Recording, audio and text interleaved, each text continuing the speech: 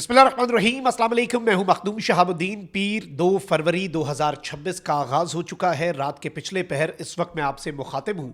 नाज़रीन किराम, मशरिक़ वस्ता से हमें कुछ इंतहाई आम तरीन डेवलपमेंट्स मौसूल हुई हैं। अपडेटेड कुछ तफसीलात हैं और इस वक्त मज़ीद कुछ आबदोज़ें जो हैं अमरीका की वो पहुँची हैं। यूएसएस अब्राहम लिंकन जो अमेरिका का बहुत बड़ा बहरी बेड़ा है, जिसके साथ ऑलरेडी 3 डिस्ट्रॉयर्स ईरान के स्ट्राइक रेंज के अंदर मौजूद थे।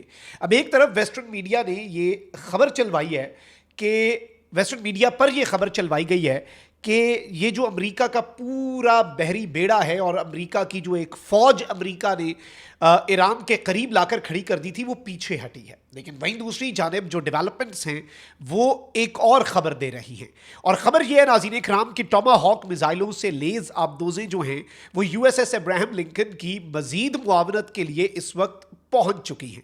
इसके साथ ही साथ ईरान का पोर्ट सिटी बड़ा इंपॉर्टेंट बंदर अब्बास, जहां पर एक धमाका होता है।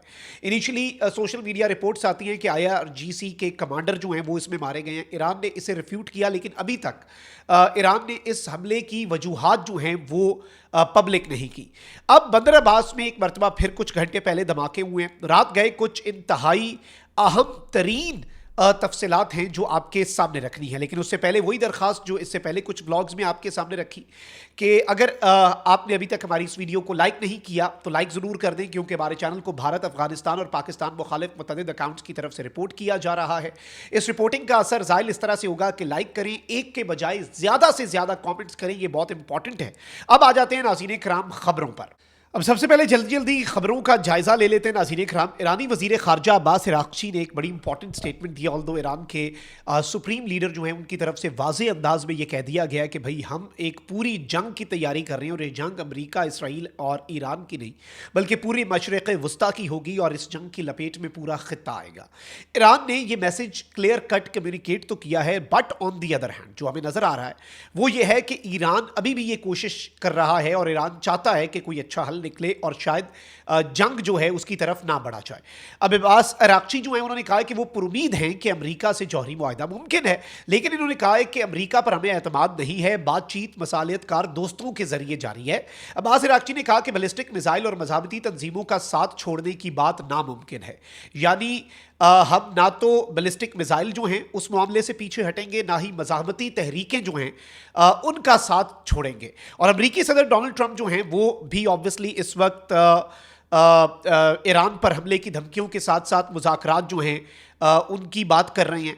तो इस वक्त मैच फंसा हुआ है, लेकिन ईरान की बात वही है, ईरान का मौक़िफ़ यही है कि भाई अमेरिका इससे पहले भी मुज़ाकरात की बात करके हमला कर देता है। तो ये एक बड़ी इंपॉर्टेंट डेवलपमेंट है।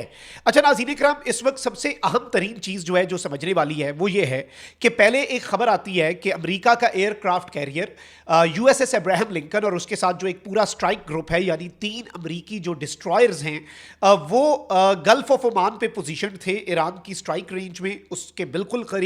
तो पहले ये खबर आती है कि भाई वो वहां से they have been withdrawn back और वो पीछे जरा अरेबियन सी के अंदर आ गए। और इसे इनिशियली ये कहा गया कि भाई गालिबन ये इस काम के लिए है कि ये मैसेज दिया जाए कि ठीक है मुज़ाकरात हो सकें। लेकिन on the other hand at the same moment एक और खबर आती है नाज़रीन इकराम। वॉल स्ट्रीट जर्नल ने यह दावा किया है, अमरीकी जरीदा है, कि US military has assembled a formidable force in the middle east with in striking range of Iran.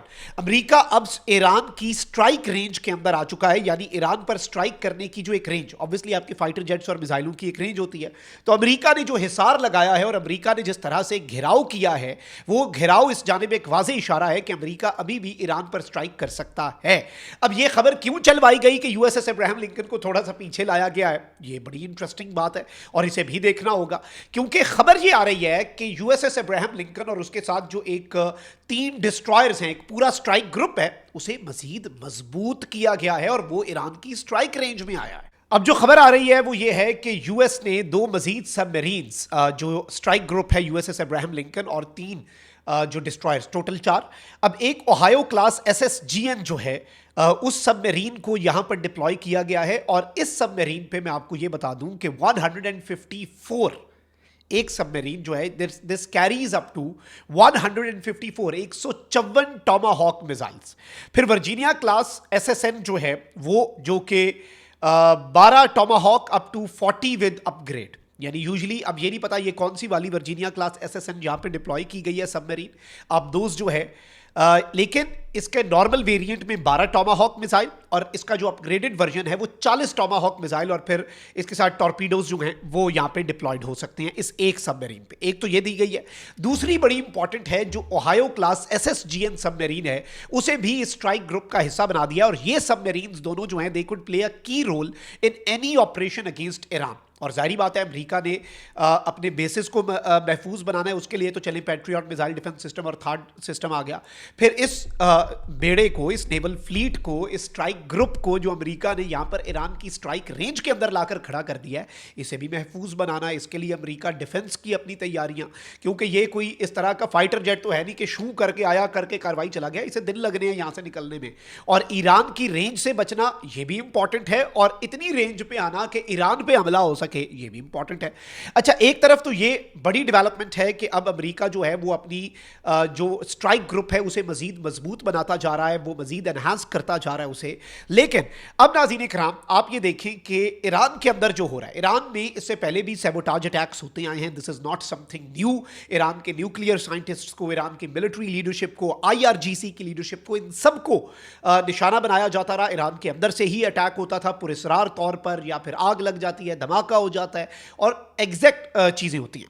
अब एक तरफ तो ईरान ने अभी तक इस बात का तयन नहीं किया कि गुज़श्ता रोज़ जो बंदर अब्बास शहर है जो कि इंपॉर्टेंट है, पोर्ट सिटी है, और याद रखिएगा कि अमेरिका नेवल साइड से आकर हमला आवर होगा तो जवाब भी IRGC की नेवी को सबसे डिसाइसिव जवाब देना होगा। यहीं से सब कुछ लॉन्च होगा, बंदरगाह से ही लॉन्च होगा ना। तो बंदरगाह वाले शहर वैसे ही निशाने पर हैं, इसे उसके साथ कनेक्ट करके आप उसके साथ कनेक्ट किए बगैर हम आगे बढ़ नहीं सकते, इसे हम एक अलग डेवलपमेंट के तौर पर देख नहीं सकते। सो ईरान के अंदर समथिंग इज हैपनिंग, क्योंकि एक और अपार्टमेंट बिल्डिंग जो है बंदर अब्बास में, वहां पर आग लगती है और ये सेकेंड फायर है इसी शहर के अंदर। अच्छा, इससे पहले भी हमने देखा कि जब 12 रोज़ा जंग हुई ईरान इसराइल की, उसके दौरान बड़ी टारगेटेड कार्रवाई हुई। मतलब एक बिल्डिंग है, एक पूरी बिल्डिंग 10 फ्लोर्स की, उसमें सैकड़ों अपार्टमेंट्स होंगे। अमेरिका ने इसराइल ने जो स्ट्राइक्स की थी ईरान की मिलिट्री की टॉप लीडरशिप को निशाना बनाने के लिए, वो उन्होंने इस तरह से स्ट्राइक्स की थी। उन्होंने सिर्फ उस फ्लोर पर नहीं बल्कि एग्जैक्टली उस फ्लोर के अंदर मौजूद उस अपार्टमेंट को निशाना बनाया जिसमें IRGC की लीडरशिप बैठी थी, जिसमें ईरान के चीफ्स बैठे थे, मिलिट्री के जनरल्स बैठे थे। और जहां जहां पर मीटिंग्स, तो वो इस तरह की कार्रवाइयां तो सैबोटाज अटैक्स पहले भी करते हैं और ये ईरान के अंदर से ही होते हैं। मतलब उनके ऑपरेटिव्स ईरान के अंदर होते हैं, वो ईरान के अंदर ही अपना सारा असला और सारी चीज़ें उनके पास होती हैं, वो ईरान के अंदर से ही उठ के ईरान के अंदर कार्रवाई कर देते हैं। दूसरे मुल्क से आकर कार्रवाई तो सेकेंडरी, पहले क्या इस वक्त अंदर से ईरान की जो मिलिट्री लीडरशिप है उसे निशाना बनाकर पहले ज़रा तंग करके या फिर आप कह लें कमज़ोर करके फिर स्ट्राइक करने का इस वक्त मंसूबा है, ये भी एक इंपॉर्टेंट चीज़ है। सो लेट्स सी किस तरह का मामला बनता है। कमेंट सेक्शन में राय का इजहार ज़रूर करें। अपना बहुत ख्याल रखिए। अल्लाह निगहबान। पाकिस्तान जिंदाबाद।